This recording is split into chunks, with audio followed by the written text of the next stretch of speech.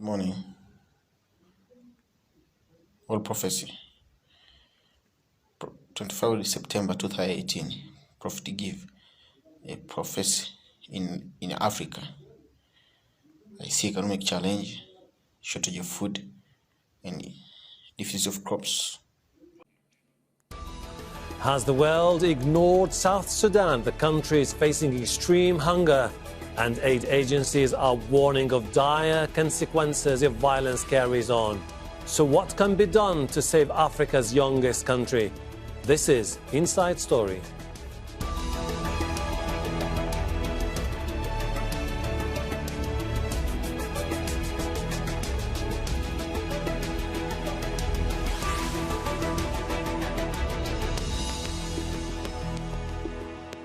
Hello and welcome to the program. I'm Hashim Ahalbarra.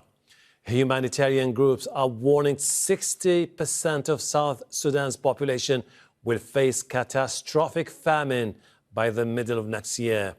That's if aid can't reach areas affected by floods, violence, and the pandemic. A joint report by 3 UN agencies says 6.5 million people in the region are facing starvation, and that number could rise by almost 1 million by July. Aid agencies blame the worsening situation on violence that's made it impossible to produce food and dangerous and difficult to deliver aid.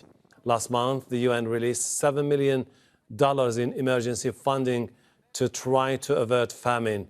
The country is still struggling to emerge from a 6-year civil war that killed tens of thousands of people.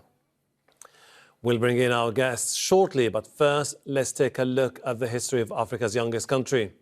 In July 2011, South Sudan gained independence from Sudan, but war broke out 2 years later when President Salva Kiir accused his former deputy and former rebel leader Riek Machar of plotting a coup.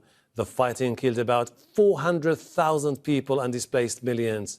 Ceasefire was signed in January 2014, but was violated several times, and further talks failed to end the violence. In September 2018, Kiir agreed to set up a unity government with Machar, but that was delayed as they tried to resolve outstanding disputes. In February, the pair finally formed a unity government, declared an end to the civil war.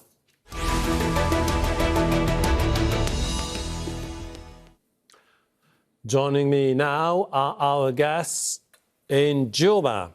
Matthew Hollingworth, South Sudan Country Director for the World Food Programme. In Oxford, Douglas Johnson, former member of the Abyei Boundary Commission and author of South Sudan, A New History for a New Nation. Also in Juba, Jeffrey Duke, Security Analyst and Director of the South Sudan Action Network on Small Arms. Welcome to you all. Matthew. Disaster.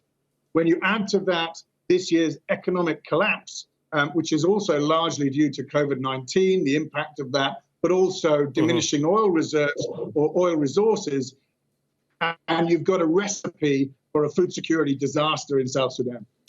Douglas, you have climate change, you have violence, you have instability, and this is a grim reminder for a nation that about 9 years ago was raising hopes among the international community that it could become a vibrant new democracy in the African continent. What do you think has been completely wrong with this nation? A long-term goal, because we need, South Sudan needs an army that reflects its diversity and that, can be disciplined and etc.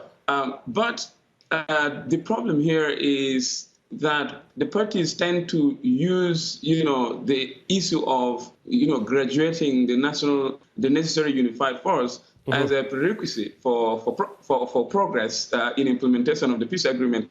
Even issues that does not require the necessary unified